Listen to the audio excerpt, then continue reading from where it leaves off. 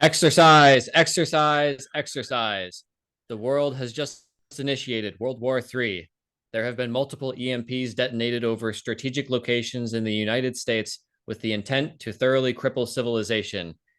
But will these attacks carry out their intended effects, or will humans once again find ways to prevail and overcome adversity? I'm not worried. Not worried about no apocalypse. Not to say that it isn't incredibly destructive and that many lives would be lost and that civilization would be knocked down a peg, but I have no doubt in my mind that the response to such an attack will be different than what Hollywood has portrayed for us over the years. I don't imagine that we're going to be in any sort of Mad Max scenario or the day the Earth stood still or any one of these strange portrayals of human non-cooperation somehow being the dominant strategy rather than the that would have to be some sort of crazy exception to people just not getting together with their neighbors and being like, well, this sucks, how do we rebuild things? Better start off by taking out your neighbor that you've known for 20 years. Yeah, they're like, you know what, I think the first thing we need to do is engage in really costly behavior in which we go and we wipe out all of our potential cooperators so that we're further alone with less total access to utility. That seems like the wisest move.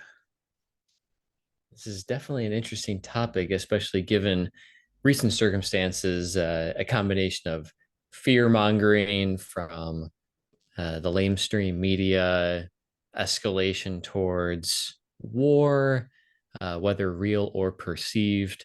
And we also just, if it bleeds, it leads. So we naturally seek out these exciting scenarios when the truth might actually be rather boring, but also far more satisfying, providing greater results. For most of humankind, we've lived without electricity. And I also think humans have been violent in the past, so they'll probably just continue to be violent. Um, that's just kind of a bullet point on the list of human behavior. But it does Nothing seem new like, under the sun. yeah, yeah, nothing new under the sun. EMPs will definitely, it'll provide for a unique environment because it's never happened before where we had something and then we go back to not having it, like electricity or having microchips in particular. Even if you're able to get electricity running through the wires, a lot of people will make some sort of claim as to the chips that are in all sorts of electronic devices, from cars to computers to banking systems, supermarkets. They will either function improperly or cease to function, either because they can't or because a fault in a circuit prevents initiation through that chip. Like a lot of cars have, if you have one small fault, it might not even affect how the car runs, but it thinks that there could be a problem and thus prevents your vehicle from starting. So uh, an EMP detonation would definitely provide new stumbling blocks for humans, but we've also lived for most of our life without these technologies. And so who's to say that we won't just be able to do that again? Oh yeah, agreed. I mean, especially if you're taking into account over the years, how many technological innovations have we had that have led to long-standing and quick turnaround and changes throughout our entire country. So what I'm talking about is like just think about how quickly airports came around after planes came about. Think about how quickly, the United States, given its humongous size, got electricity for everyone. Yeah, it took us almost 100 years, but it's relatively short for just how far you have to go. I would say that with the amount of analog stuff that we developed during the Industrial Revolution, that would probably be like where we're knocked back to, at least temporarily, because I don't think people realize that it's not the capital achievement that we have garnered over time that is the real prize. The real prize is the cumulative knowledge that we've gained, and we're not going to be losing that as quickly as we would, let's say, a factory. So one factory could be shut down. The knowledge to build the factory, the knowledge to build the stuff remains. So it's a much quicker turnaround. We don't have to wait for those things to be reinvented. We just have to build new ones. I think Much easier to do. in addition to that, having the capital already there is actually a really good point because let's say the power plant is offline. Well, all the wires and all the telephone lines have already been laid out in a really nice grid. And it's really just a matter of restoring power on a more deep scale. Um, Instead of like if when you were spreading electricity across the United States the very first time, you had people who had the know-how and the knowledge of what needed to be done. And then you also had the infrastructure issue. But now we have the infrastructure that's already in place. And it doesn't matter if it's not perfect. Sure, there will always be ways that we should improve things or could improve things now when we have electricity. But the point being, pretty much it's already systemically distributed across the entire United States. And so this is actually making me think like an EMP attack. It's really just the initial loss will have effects, but it seems like it's quite recoverable very quickly because it does not destroy most infrastructure.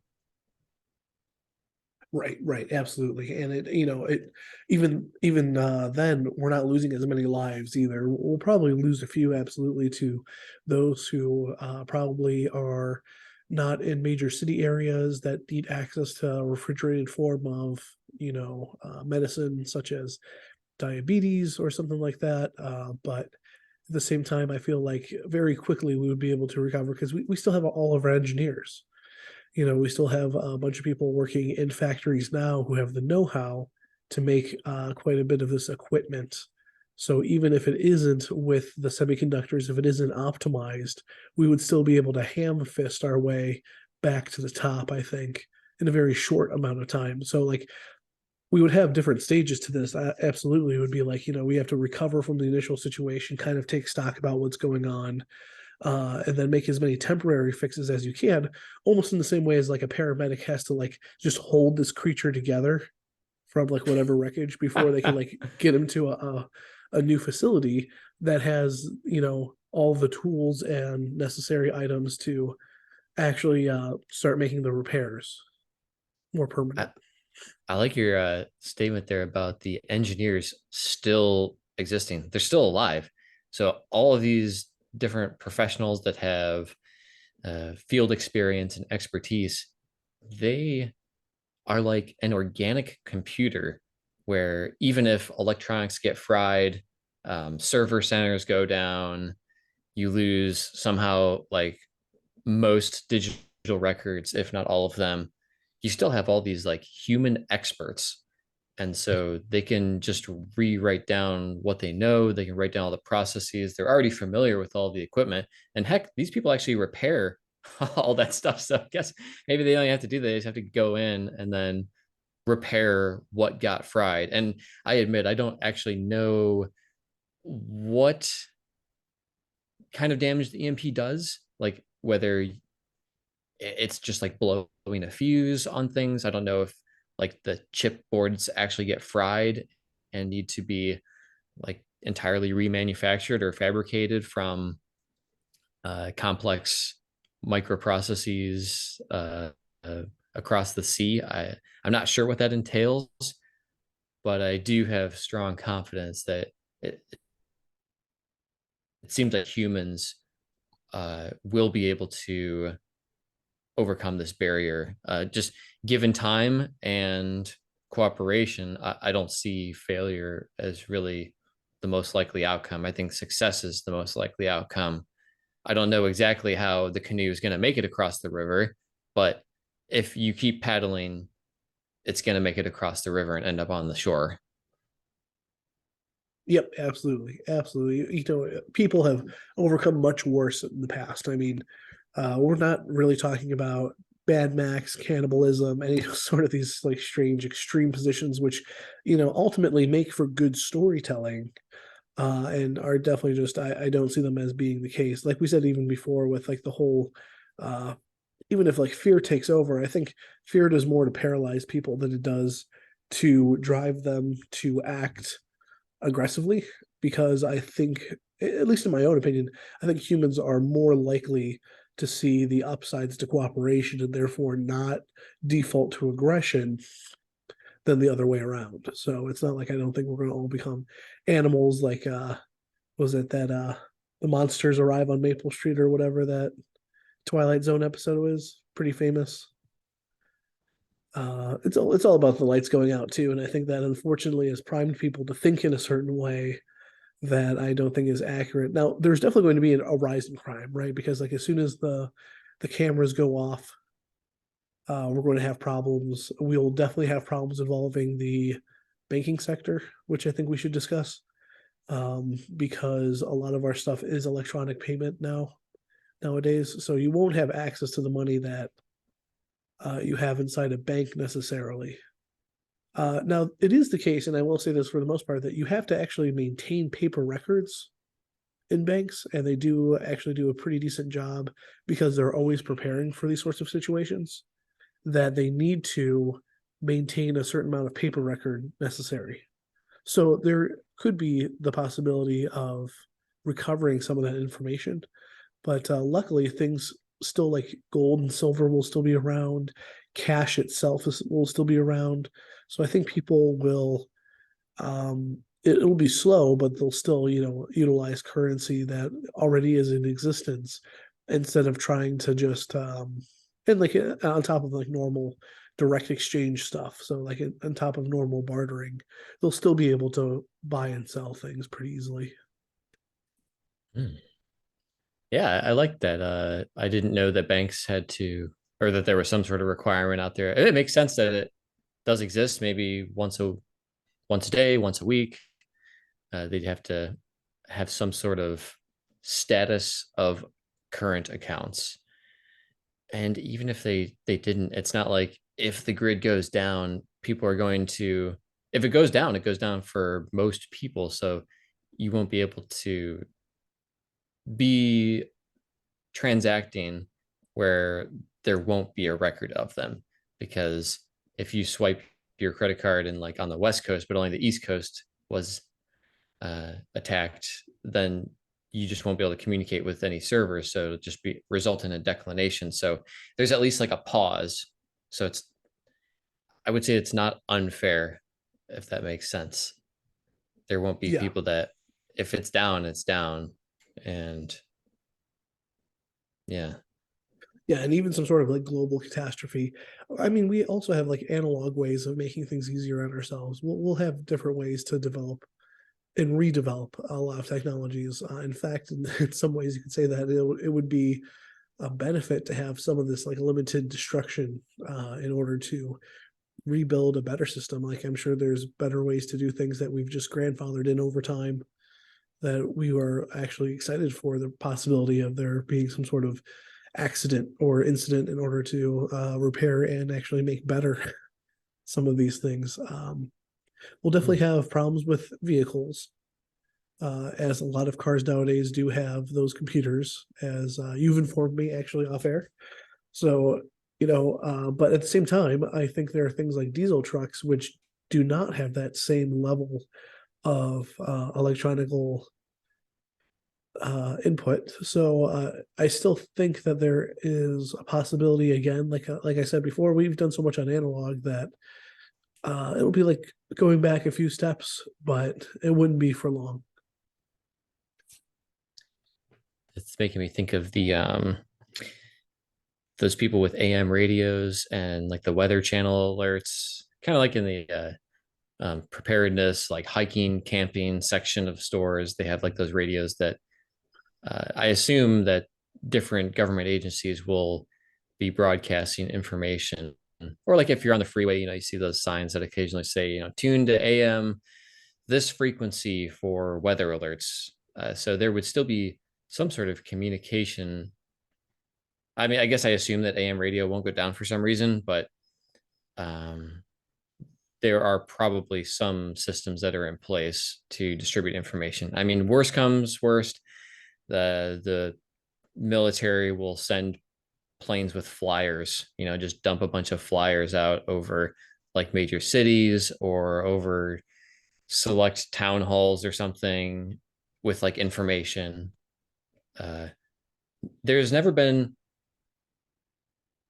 like this many people on the planet, so communication should be the easiest it's ever been, even if it has to travel from like by a handing off of information in a long chain, like a pony express or something. But Yeah. I like it'll definitely slow down the information flow, but there's no way that it would be absent. I find that impossible to believe. That's why I also think like a lot of arguments about population, I just are like so simplistic. Like there's a lot of us, we're gonna find a way to do it. And every time people have either said that there's going to be this like implosion or explosion, they've been wrong, because they're just they're either nobody accounts for like industry breakthroughs, innovation, improvements in technology standards, or uh, even if you get all the way down to 1 million people, that is more than enough to repopulate as well. So I don't think there's really a threat of under or overpopulation personally. I just think Yeah, it's yeah, based unless we on, do have some sort of like nuclear event, which is just absolutely obscene. But I even think that, and like I told you off air too, I don't think that to me is as real a possibility as people will give it credit for, because we even found that limited warfare, there's kind of like this idea, right, where if something's useful, then we'll use it. But something like a nuclear weapon is so destructive that it actually does not, like, we seek to engage in war for a few like specific reasons, and luckily nowadays those reasons have become so specific that we're not talking about the mass extinction of a people, because we don't actually hate people like that anymore. I don't think, back in the day it actually might have been the case where you hate like a certain group of people so much, but I feel like we almost have had like a cultural revolution in many ways, that at least it isn't the case that we hate them that much. We might still dislike groups of people, and racism certainly still exists, but I don't feel like that racism is as strong as it used to be. So I just don't see the use of nuclear weapons to completely annihilate a portion of the earth that like you could still get utility from. and the mutually assured destruction, or at least the chance of mutually assured destruction, makes the algorithm such that it's not advantageous to choose that. Why play the lottery when the chances of global catastrophe are that large? Like no matter how strong your feelings may be, Mm-hmm. not you particular, but just anybody out there, they would probably still say it's not worth it to initiate that level of violence. Yeah, and And I think it's, it, yeah, go ahead. it's almost hilarious to say, but I feel maybe in the backs of people's minds there's something about like every place still has travel value. Like people still want to go out and explore Borneo and Russia and China and Japan, like the civilizations that our government might have problems with. There's still like desirable places to go. Maybe not the most desirable places to go, but like people are still interested in going and seeing China and Russia and Iran and places that we would deem maybe our enemies inside the United States. But I still think on like this global human level, there's such an interest still in like exploring other people's cultures as part of a classically liberal mindset, that to just simply eliminate that would, it would cause such a backlash too. Like it can't be a perfect good even for the people who are initiating that. Like even if there is no blowback, if you were 100% successful in completely wiping out an area, the blowback from that, it's got to be super intense. Yeah, I mean, people are willing to spend their retirement money to be on a cruise ship and just look at water all day. So certainly people want to see cultural things as well. And Yeah, yeah, actually, think absolutely. speaking of cruises, when you're talking about trying to in war, if they were to try to destroy all population, it would almost be impossible to thoroughly eliminate the entire population because there will be people who aren't in port, meaning there's uh, boats everywhere that will have people, and you just can't, like bomb the ocean enough to destroy all people. And there are like researchers on Antarctica, so you'll have that group of people that exist. I mean, like there will just be people everywhere because we are everywhere. I mean, you got like, I don't know, astronauts on the International Space Station. They got to come home sometime, right? So even if you do destroy everything on Earth, you just need a male and a female astronaut to come home and start anew. So so there's always that chance that and like life has been really good of uh finding ways to carry on despite our own human perception of the end of times, which historically has had a 100% failure rate, at least for humans, on prediction. We've never been able to accurately predict it, despite every major group of people thinking that they've predicted and are witnessing the end of times. Oh yeah, absolutely. I mean, like, and on top of that too, you have so many of the world religions which preach nonviolence that it's hard for me to really see the people themselves going at it. You know, like even if the governments fail to initiate these catastrophes, I feel like even the people desire peace more than war. I mean, there's no chance of coming back safe. You know, there's like yeah, you could pretend to be a bully, but I think sometimes like people who are criminals, they I wouldn't say they lack per se, but they might lack a conception of or they might have like that immortality sort of mindset where nothing can go wrong. But at the end of the day, they're That's just human. I think that's actually kind of like it's such a positive thing to look forward to, and that's why I wanted to talk about it today. So I'm really glad that we are talking about it. that's what humans do best: prevail and overcome. And even if civilization has edicts to be violent and destroy, even when that's the goal and they're not trying to avoid it, they still can't get it done. So it's like impossible to actually um, achieve that outcome. So I guess that's good. That's good that when we try to avoid it, we do, and when we try to have that, then we can't. So that just Absolutely. I is mean, I would credence. also say one of the greatest things we could do in order to keep this up, because it is a long game. Um, I think in order to keep it up, we have to continuously. I mean, you can't really say vote for the right people because like voting in and of itself, it's very much a fixed game. We know that. Everyone knows that. But we can kind of keep up the pretense, hopefully.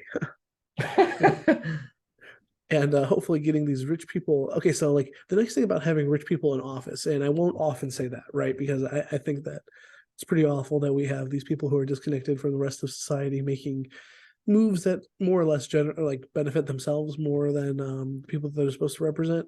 But I will say that the nice thing about having rich people inside office is that rich people are bored people, and bored people want new experiences. And why that's so beneficial is that if you're someone who enjoys foreign food, cuisine, all that kind of stuff too, like there's actually like this personal reason to not engage in like nuclear warfare. And I think there's almost like a little golden, like a little silver lining to that whole affair of just like, I don't really want to wipe out all of China because they make some pretty good stuff, or like Russia or Iran.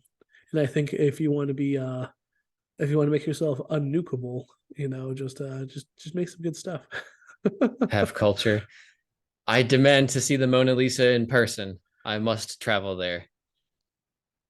Yeah, exactly, exactly. It's only like when you get to that reductionist mentality, like, yeah, Nazism was kind of terrifying in a certain way, and so were all sorts of these terrorist groups around the world where, they have like a lack of globalism in them. And again, I'm not one of these people who's like totally rah rah for globalism, but one of the good things about globalism is that like the best way to make someone not racist anymore is to give them a friend of that particular thing that they're supposed to be racist towards. And so I feel like that there is like this positive aspect to, I mean, obviously there's a positive aspect to diversity, I would say, both biologically, but also culturally. I think it makes us more resilient because you're making more and more allies, or at least the potential for allyship is there because you have more things in common and you have an appreciation for one another. Yes, all good points there. And that's a good takeaway message too, with diversity of thought being powerful for creating events. And that doesn't mean just even different groups of humans, but specialties within nations where some people are electricians, some are engineers, some are agricultural experts, there are botanists, chemists, uh, and then subspecialties within that. Like there's organic chemistry, some people are physical chemists. And so their knowledge will still be here, even if the EMPs were detonated that did have a large initial impact in the Mm-hmm. exercise that we were exploring here. Absolutely. You'd have to get quite the twisted ideology to make any of these things happen large scale. Not to say that it is impossible, but I think it would be more disappointing. It would almost be like an admittance too on their end. Like whenever I see an ideology like that, I somehow feel like it's inferior.